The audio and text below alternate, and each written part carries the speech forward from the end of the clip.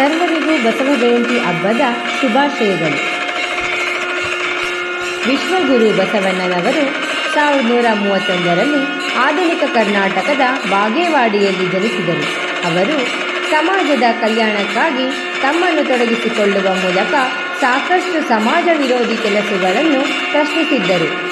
ಭಕ್ತಿಯ ಮೂಲಕ ಆಧ್ಯಾತ್ಮಿಕ ಜ್ಞಾನೋದಯವನ್ನು ಪ್ರಚಾರ ಮಾಡುವಲ್ಲಿ ಪ್ರಮುಖ ಪಾತ್ರ ವಹಿಸಿದ್ದರು ಬಸವಣ್ಣನವರು. ಅವರ ಬೋಧನೆಗಳು ಸಮಾನತೆ ಮತ್ತು ಸಾಮಾಜಿಕ ನ್ಯಾಯ, ಶ್ರಮದ ಪ್ರಾಮುಖ್ಯತೆಯನ್ನು ಒತ್ತಿ ಹೇಳಿದರು.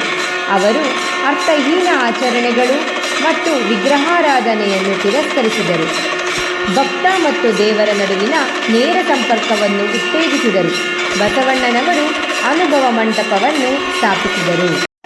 ಬಸವಣ್ಣನವರ ಪ್ರಸಿದ್ಧ ವಚನಗಳು: ಕಾಯಕವೇ ಕೈಲಾಸ, ಕಳಬೇಡ ಕೊಲಬೇಡ, ಹುಸಿಯ ನುಡಿಯಲು ಬೇಡ, ಮುನಿಯಬೇಡ, ಅನ್ಯರಿಗೆ ಅಸಹ್ಯ ಪಡಬೇಡ, ತನ್ನ ಬಣ್ಣಿಸಬೇಡ, ಇದಿರ ಅಳಿಯಲು ಬೇಡ, ಇದೇ ಅಂತರಂಗ ಶುದ್ಧಿ, ಇದೇ ಬಹಿರಂಗ ಶುದ್ಧಿ.